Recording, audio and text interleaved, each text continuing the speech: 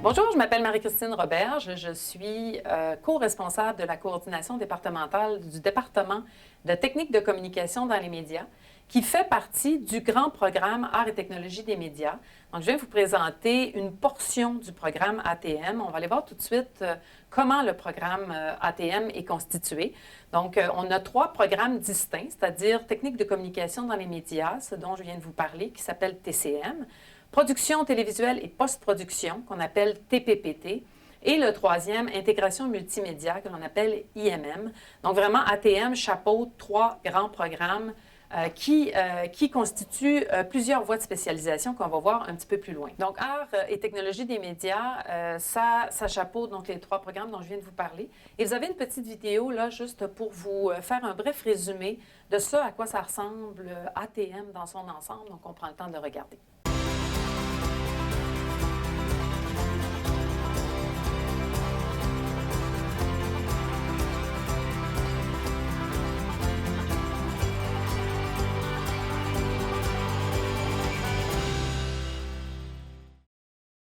ATM, c'est un programme exclusif au Cégep de Jonquière. On reçoit des élèves de partout à travers le Québec. On a une petite carte ici pour vous montrer. C'est très diversifié. Ça fait aussi que ça fait un milieu très dynamique parce qu'on a des étudiants qui viennent de partout. Communication dans les médias, qui est donc la voie de spécialisation dont je veux vous parler. Il y a 3 voies de spécialisation, donc animation et production radiophonique, conseil et coordination publicitaire et journalisme. Donc 3 possibilités lorsqu'on s'inscrit dans le programme technique de communication dans les médias. En première année, première session, vous avez un tronc commun. Donc, on a quelques cours qui sont liés directement au programme, entre autres les cours qui se nomment le monde de la radio, le monde de la publicité et le monde du journalisme. C'est là où on touche brièvement aux 3 programmes pour pouvoir faire un choix éclairé pour la 2e session. Parce qu'en 2e session, on va faire le choix de la spécialisation que l'on veut faire, hein, la voie où on veut travailler. Et c'est pour ça qu'en première session, on a un tronc commun où on vous permet de toucher à l'ensemble des 3 options. Et en 2e session, bien, vous faites le choix. Et là, vous aurez donc les cours qui sont spécifiques aux voies de spécialisation, les 3 voies, donc radio, publicité ou journalisme.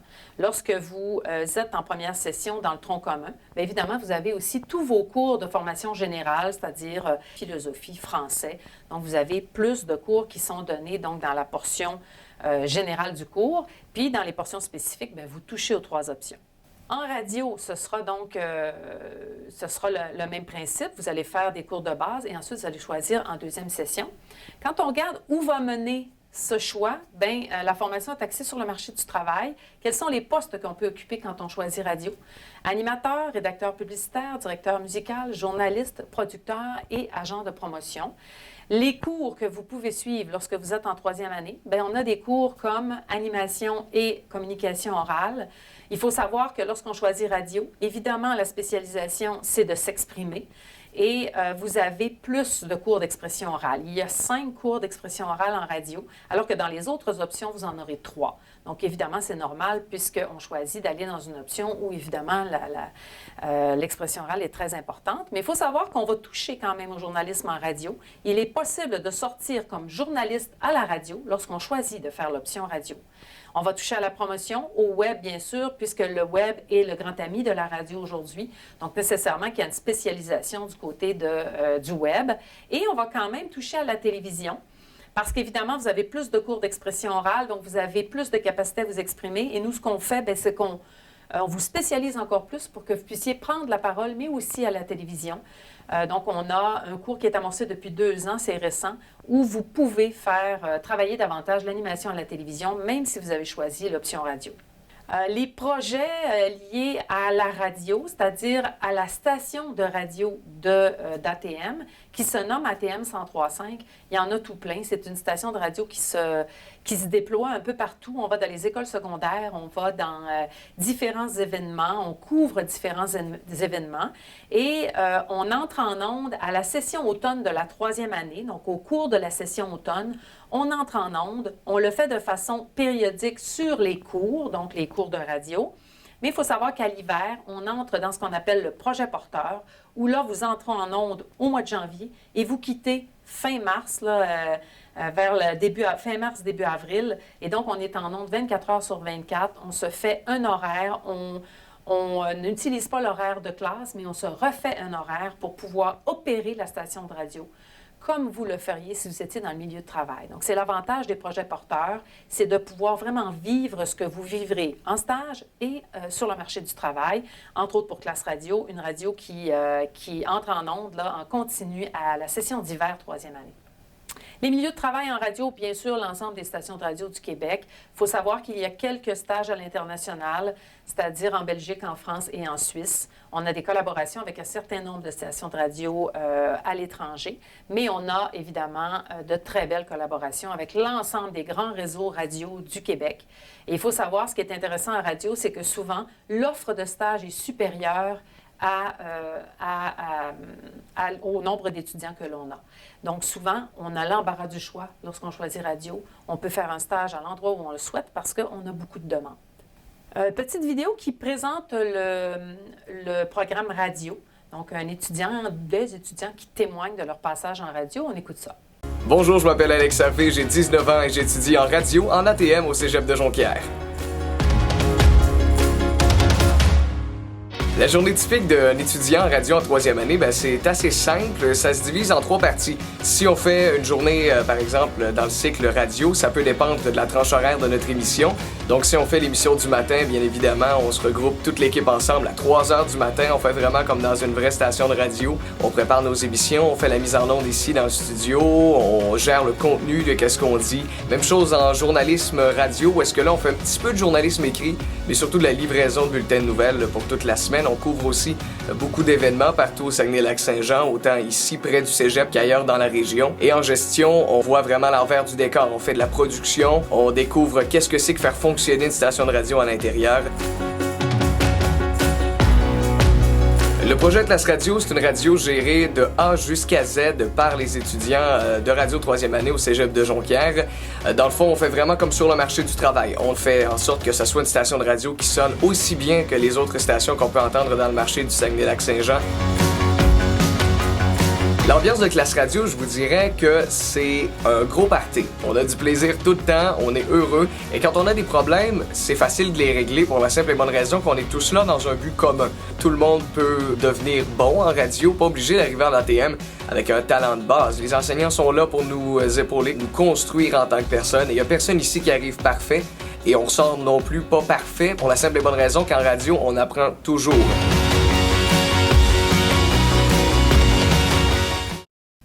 Publicité, l'option publicité, quelle est la formation, le marché du travail, quels sont les métiers que l'on peut faire lorsqu'on choisit publicité, organisation d'événements et de campagnes publicitaires, conception graphique, production de matériel publicitaire audiovisuel, rédaction de textes publicitaires et animation et gestion de réseaux sociaux.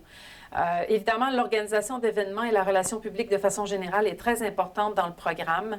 Il y a beaucoup de projets qui sont liés à l'agence Embryo, c'est-à-dire que l'agence Embryo aura de véritables clients et elle va réaliser des projets en lien avec le monde de la publicité.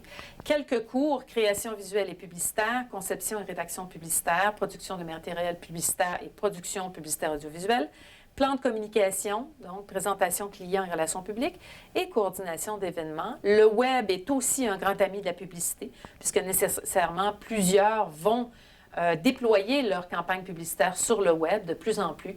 Donc, il y a beaucoup d'éléments du web qui vont se retrouver dans la formation en publicité. L'agence Embryo, c'est ce dont je vous parlais, le projet porteur de publicité qui s'appelle donc l'agence Embryo, où on aura de véritables clients. Donc, on va organiser des événements, créer des campagnes publicitaires, créer des affiches, créer le visuel complet d'une nouvelle entreprise, par exemple. Donc, c'est le genre de projet qu'on va faire avec Embryo. Il faut savoir que la majorité des projets qui se déroulent ici, au Cégep de Jonquière, souvent sont organisés par nos étudiants Embryo. Donc, c'est agréable parce qu'on peut déployer les compétences de ces étudiants en 3e année au sein même du Cégep de Jonquière. Donc, c'est toujours agréable de pouvoir travailler avec l'agence. Les possibilités de stage, donc les milieux qui vont recevoir nos stagiaires, c'est assez varié en publicité. Ça peut aller du média télé-radio, comme par exemple TVA ou Production J, à l'agence de publicité, évidemment, LG2, Cossette, donc paquet d'agences de publicité qui vont recevoir nos étudiants. Il y a des étudiants aussi qui vont aller travailler, mais pour des organismes, des entreprises elles-mêmes qui ont besoin de quelqu'un en communication, de quelqu'un en relations publiques, de quelqu'un, un directeur des communications, par exemple. Donc, il y a tout cet aspect de la publicité qui est aussi développé dans le milieu du travail. Une vidéo, donc, qui vous présente l'option publicité, que certains étudiants qui vous parlent de leur expérience dans l'option pub. Bonjour, je m'appelle Marie-Léa Thibault, j'ai 20 ans et j'étudie en publicité en ATM au Cégep de Jonquière. Une journée typique, ça change à tous les jours puisque en ce moment en agence, on a différents projets. On arrive le matin, on regarde c'est quoi nos deadlines, qu'est-ce qui presse le plus. Puis on a des projets en coordination, en graphisme, en stratégie. Donc ça dépend vraiment de chaque projet. Là, on va faire des tâches différentes. L'agence Embryo, c'est notre projet de 3e année. Donc on va faire vivre une agence à l'école. C'est vraiment différent tout le temps. On va faire d'événementiels. On va créer des logos, on va créer des affiches, on va aussi faire tout ce qui a rapport avec les réseaux sociaux. Ce que j'aime le plus en publicité, c'est que tout le monde est là pour s'entraider. Donc, chacun a ses défauts, ses qualités, puis on prend tout ça pour en faire un projet, puis qu'on ait les meilleurs résultats possibles.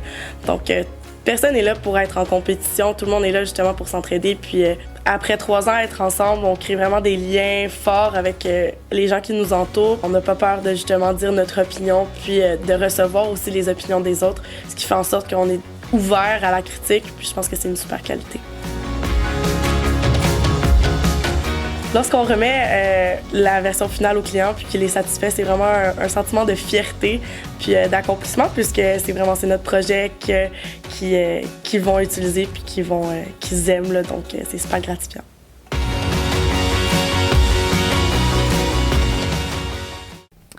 L'option journalisme, donc la formation qui est axée sur différents postes que l'on peut occuper en journalisme. Les voici, donc les différentes plateformes, c'est-à-dire les journaux, bien sûr, qui sont sur le web aujourd'hui. Donc, on met le web, là, mais de plus en plus, c'est pas mal la même chose. Il faut savoir qu'à travers le web, il peut y avoir des magazines, il peut y avoir certains bulletins d'information qui sont diffusés sur le web. Donc, le web, c'est assez large. Et puis, les genres se mélangent de plus en plus. La télévision, comme on la connaît, traditionnelle, et bien sûr, la radio, comme on la connaît aussi. Donc, il faut savoir que si on choisit journalisme, on peut se retrouver journaliste à la radio, même si on n'a pas choisi radio. Même chose pour l'option radio. On peut se retrouver journaliste à la télévision, même quand on a pris l'option radio. Donc, il y a ces voies de sortie qui sont là, qui restent vraies pour ces 2 options. Mais de façon générale, nos étudiants se retrouveront souvent dans les médias traditionnels, c'est-à-dire la radio et la télévision. Quelques cours, journalisme écrit à toutes les sessions. Évidemment, hein, on va écrire en journalisme. Photo de presse, maquette et montage, on va apprendre, c'est-à-dire à monter la pige, qui est le projet porteur de 3e année en journalisme. Journalisme à la télévision, à la radio, sur le web, sur les réseaux sociaux et multiplateformes. Donc, évidemment, il faut savoir, par exemple, qu'on a beaucoup d'étudiants qui se retrouvent à Radio-Canada et qui vont faire du multiplateforme. Donc, ils vont faire de la télé, de la radio et du web. De plus en plus, on demande aux étudiants d'être polyvalents, c'est-à-dire d'être capables de travailler sur l'ensemble des plateformes médias. Et c'est très, très vrai dans l'option journalisme. On va aller voir le projet porteur qui est donc la pige. La pige qui se déploie en 3e année, qui est là depuis le début d'ATM, qui est là depuis 45 ans, qui est un journal qui est très connu dans le milieu régional, où on va carrément se déployer à travers la région et couvrir l'actualité régionale comme on le ferait dans un véritable journal, par exemple le quotidien, ici en région. Donc, c'est vraiment un journal qui est connu, un média qui est connu. Nos étudiants assistent aux conférences de presse et font le travail véritable d'un journalisme dans le milieu. Ils vont rencontrer les véritables acteurs de l'actualité pour faire des entrevues et des articles à partir de leur conférences de presse. Les milieux, bien évidemment, l'ensemble des médias du Québec, mais il faut voir aussi qu'on a, par exemple, Elle Québec. Donc, il est possible de travailler dans un magazine lorsqu'on fait journalisme. Très important aussi de savoir qu'on a une collaboration avec RDS. La majorité des chroniqueurs analystes de RDS viennent d'ATM. Il y en a beaucoup. Et il faut savoir que si vous avez un intérêt pour le sport, il faut choisir l'option journalisme. Pourquoi? Parce que c'est là où on pourra avoir l'occasion de faire un stage à RDS et éventuellement de travailler en sport. Donc, le chemin, c'est l'option journalisme. l'ensemble des autres médias. Très belle collaboration, évidemment, avec Radio-Canada. On a des stages aussi au Canada anglais. Par exemple, en Alberta, on a des stages à Edmonton, à Calgary, on a des stages en Nouveau-Brunswick, Moncton, Fredericton, c'est-à-dire dans les stations francophones de Radio-Canada. Il peut y avoir des possibilités de stages vraiment très intéressantes. Petite vidéo, la même chose pour l'option journalisme, où on va aller voir des étudiants qui nous parlent de leur expérience en journalisme. Bonjour, je m'appelle Sarah Larouche, j'ai 20 ans, j'étudie en journalisme en ATM au Cégep de Jonquière. En journalisme, on n'a pas vraiment de journée typique. Tout dépend, en fait. Si on est en télé, par exemple, le mardi matin, on arrive à l'école, on a une réunion de production pour notre premier web journal qui va avoir lieu donc le mardi soir. Puis c'est là, donc, on va décider avec notre enseignant et puis le reste du groupe quels sont les sujets qu'on va traiter au courant de la journée. Puis ensuite, c'est nous qui faisons vraiment notre horaire avec nos entrevues et puis qui gérons notre temps pour être capable de livrer notre reportage au bon moment. Une fois qu'on a notre sujet, c'est vraiment là qu'on va sur le terrain. On va à la rencontre des gens, on va directement sur les lieux des événements. C'est vraiment donc très dynamique. Quand on part avec notre affectation, on va faire un tournage, on va avoir une conférence de presse, on va faire des entrevues avec des gens aussi. Souvent, on va prendre un café pour faire une entrevue. Quand on est en pige-papier, plutôt là, c'est vraiment le lundi matin qu'on se regroupe. C'est là qu'on va décider vraiment des sujets qui vont être traités pendant toute une semaine. Puis là, après ça, on est parti pour la semaine. Hein, c'est nous qui choisissons un peu notre horaire. La pige, en fait, c'est notre journal à nous. C'est vraiment un journal qui est à notre image. On passe beaucoup de temps à travailler sur chacune des éditions. Qu'est-ce qui me pousse à rester en journaliste? C'est vraiment le fait de donner une voix aux gens, de permettre aux gens qui n'ont pas nécessairement la tribune pour parler, de les faire parler. Donc, ça nous fait vraiment sortir de notre zone de confort. On se lève le matin, on ne sait pas qu'est-ce qui va arriver au courant de la journée, puis quand on se couche le soir, ben on ne sait pas plus qu'est-ce qui va nous arriver le lendemain. Donc, c'est des surprises un petit peu à chaque jour en journalisme.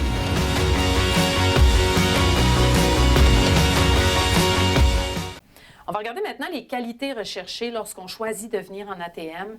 La capacité de travailler sous pression, la créativité, le sens critique, la rigueur, le sens de l'organisation, évidemment la confiance en soi, l'entre-gens, l'autonomie, la débrouillardise, la logique, l'esprit d'analyse, la synthèse, qui est un élément extrêmement important, la synthèse, être capable de résumer un propos rapidement.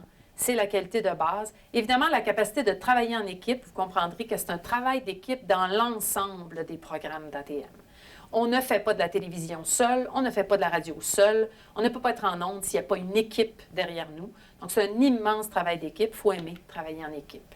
L'admission, nouveau depuis l'année passée, on admet plus d'étudiants dans les deux programmes, c'est-à-dire en technique de communication dans les médias et dans technique de production télévisuelle et post-production. On admet 145 étudiants en début à l'automne. Et on a une nouveauté cette année du côté de télévision, c'est-à-dire qu'on peut faire un cheminement sur 2 ans, parce que vous savez que les programmes de TCM et de TPPT sont des programmes sur 3 ans. Mais il y a une possibilité maintenant de faire un cheminement sur 2 ans. Quand, évidemment, vous avez complété la formation générale, bien, vous pouvez éventuellement vous inscrire en télévision seulement pour un programme de 2 ans. Donc, à voir, ça peut être intéressant pour quelqu'un qui a déjà fait son cégep. Pour être admis en ATM de façon générale, il faut donc avoir un DES, le diplôme d'études secondaires. Vous êtes sélectionné sur la base de la qualité des dossiers scolaires de secondaire 5, donc sur la moyenne générale. Et il y a une attention particulière, évidemment, qui est accordée aux résultats obtenus dans les sciences humaines, c'est-à-dire en français, en anglais, en histoire, géographie et tout ce qui se rattache aux sciences humaines, parce qu'évidemment, c'est un élément qui va revenir constamment dans votre formation. Ça fait partie de la culture générale aussi, donc c'est pour ça qu'on va porter une attention particulière à ces différentes matières. On va vous montrer la vie après ATM ou même pendant. Ce sont des finissants, des gens qui ont fait ATM et qui vous parlent de leur expérience d'ATM, puis en même temps, de leur expérience après ATM, qu'est-ce qu'ATM leur a permis de faire et où est-ce que cette expérience les a menés. Donc, on regarde ça ensemble. Moi, mon rêve, c'était vraiment d'être chroniqueuse culturelle pour Salut Bonjour. Là, j'ai comme 29 ans, ça fait déjà un petit bout de temps que je le fais, puis j'avoue que pas mal à chaque jour que je rentre travailler, je me pince, puis je me dis « Hey, c'est ça qu'on fait ».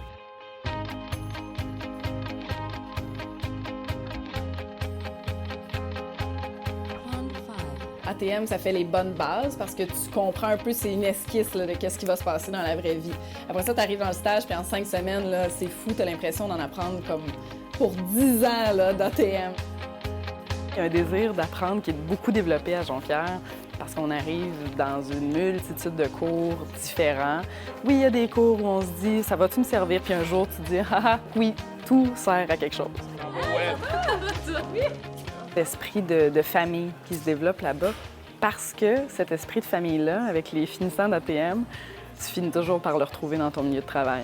C'est toujours le fun, puis toujours émouvant de recroiser quelqu'un avec qui tu as été finissant la même année, puis tu fais « ah! Wow, on se retrouve sur le même projet, on va travailler ensemble. » Puis on faisait ça dans les studios d'ATM avant, puis là, on le fait dans la vraie vie. Ça, à Jonquière, on n'était jamais tannés d'être ensemble. Les cours, les après-midi, étudier ensemble, préparer nos travaux ensemble. Je le dis toujours, l'aventure commence complètement en ATM.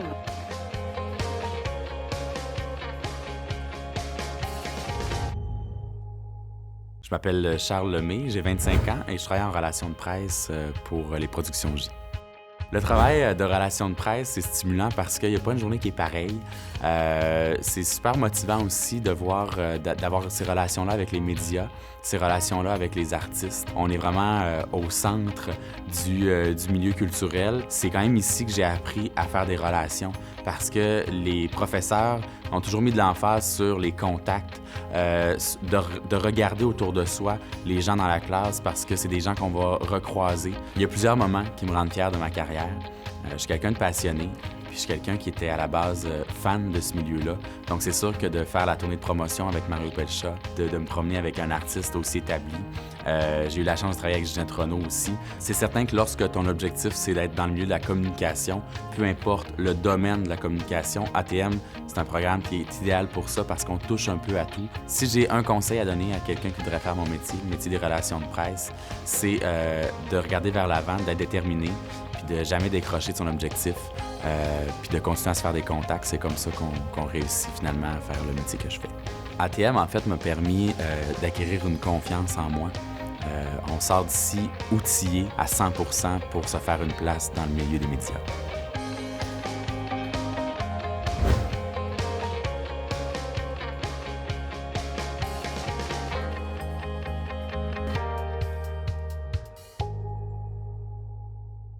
Le taux de placement et le salaire des étudiants en radio, taux de placement de 80 %. Je vous disais tout à l'heure qu'on a toujours plus de demandes de stages qu'on a d'étudiants pour voir à ces stages. Donc, nécessairement, le taux de placement est bon. C'est-à-dire qu'il y a un roulement très important en radio. Il y a beaucoup de changements de personnel régulièrement. Il y a des stations qui ouvrent, des stations qui ferment. C'est en mouvement, le monde de la radio. Ce qui fait que ça crée beaucoup d'occasions pour vous, pour les finissants de radio. C'est un taux de placement qui est très, très intéressant. Il y a beaucoup d'offres. Quand on accepte aussi de s'expatrier en radio, il y a vraiment beaucoup d'ouverture, des petites stations dans de petits milieux. Par exemple, Havre-Saint-Pierre, où la station qui est là, est la station régionale du coin. Des stations qui sont extrêmement écoutées, qui ont des codes d'écoute énormes. Ce sont des stations communautaires, mais pourtant, elles sont très connues, très populaires. Donc, ça offre des occasions vraiment intéressantes pour nos finissants. Et les salaires qui varient. Évidemment, 18 et 44, ce n'est pas lorsqu'on commence en radio. Souvent, ce sera un peu moins élevé, mais éventuellement, on peut aspirer à avoir des salaires intéressants, un peu plus payants du côté du journalisme à la radio que du côté de l'animation radio. Le taux de placement pour la publicité, 57 %. On a des salaires qui sont semblables à la radio, un petit peu moins élevés. Les emplois sont liés vraiment à ce que je vous disais tout à l'heure, des directeurs de communication, de relations publiques. On a souvent besoin de gens aussi pour le web. Le web prend une énorme place puis surtout ces temps-ci avec la COVID et tout ce qui se déploie maintenant en télétravail et sur le web. Alors, c'est un domaine qui est vraiment en émergence et qui fait en sorte qu'il y aura une grande demande du côté de publicité. Pourquoi? Parce qu'on aura besoin de gens pour se déployer sur le web de façon pertinente. Alors, j'ai l'impression que ce sera très en demande dans les prochaines années. Côté journalisme, 86 %, c'est le taux le plus élevé. On sait qu'il y a eu des coupures beaucoup dans les médias récemment, mais sachez qu'il n'y a pas d'impact actuellement dans nos programmes, dans nos voies de sortie. C'est-à-dire que nos étudiants sont encore et toujours en demande. Il y a un besoin pour le journalisme aussi. Pourquoi? Parce qu'on le déploie sur le web. On demande à ce que la nouvelle sorte au moment où elle se déroule pratiquement. Donc, nécessairement, ça crée un besoin du côté des employés, donc du côté du recrutement. On a encore et toujours besoin de journalistes aujourd'hui pour pouvoir couvrir les événements pratiquement en direct. Alors, ça crée encore une fois un taux de placement qui est intéressant, qui reste élevé. Les visites virtuelles, visites guidées qui seront possibles éventuellement, mais pas pour l'instant puisqu'on est en temps de COVID. Mais les visites virtuelles, elles, sont disponibles. Vous pouvez donc aller sur le site cégeupjonquière.ca où vous pouvez faire une visite virtuelle de l'ensemble du département d'art et technologie des médias, c'est-à-dire le Joseph-Angers, qui s'appelle donc le pavillon Joseph-Angers, où vous allez pouvoir voir les différents endroits, les studios télévision, les laboratoires, les différents lieux de tournage pour l'ensemble des étudiants d'art et technologie des médias. Donc, je vous invite à faire cette visite qui est très pertinente. Le campus, le pavillon du Cégep de Jonquière, qui est vraiment au cœur de la ville, il faut le savoir, c'est pas mal le poumon de Jonquière. Ça amène évidemment énormément d'étudiants qui papillonnent autour. Pourquoi? Parce que ATM, c'est 85 d'étudiants de l'extérieur, donc nécessairement, il y a un mouvement. C'est clair qu'en temps de COVID, ce n'est pas le cas, mais en temps normal, ça crée vraiment un dynamisme autour du campus qui est extrêmement intéressant. Les résidences qui sont tout près, donc les 2 tours que vous venez de voir dans l'image du campus, qui sont les résidences pour étudiants. Évidemment, nos premières années qui se retrouvent en majorité en résidence lors de la première année et qui ensuite souvent vont créer des amitiés et éventuellement se retrouver en appartement, donc vont quitter les résidences. Alors souvent, c'est ce qui se passe pour nos étudiants en ATM. La vie étudiante qui est, écoute, en temps normal, terriblement présente, c'est-à-dire qu'il y a 1 million de projets pour lesquels les étudiants peuvent s'impliquer et le mot d'ordre en ATM, très souvent, c'est l'implication. Nos étudiants se retrouvent dans l'ensemble des grands projets. Même du côté du sport, on a beaucoup d'étudiants qui s'impliquent, mais beaucoup du côté socio-culturel où on va avoir Cégep en spectacle, des événements intercollégiaux, de l'arme à l'écran qui a été au départ créé par des étudiants d'ATM, l'improvisation qui est très souvent liée à nos étudiants, Journée réconfort qui a été créée par nos étudiants aussi. Donc, il y a vraiment une grande effervescence du côté de la vie étudiante en ATM. Services et divertissements sportifs, culturels à proximité, bien évidemment, tout ce qu'on peut retrouver dans une municipalité de façon générale. Le centre de ski qui est tout près, des sentiers pédestres avec le Mont-Jacob qui est juste à côté, Centre national d'exposition qui est vraiment juste à côté au Mont-Jacob. Donc, vous avez quand même une vie culturelle autour qui est intéressante. Alors voilà pour ATM, Art et technologie des médias. J'espère que vous irez voir la visite virtuelle qui est vraiment très intéressante pour voir les lieux physiques, évidemment. C'est toujours bien. Et n'hésitez pas à venir nous visiter si vous souhaitez venir faire un tour au Cégep lorsque la situation le permettra.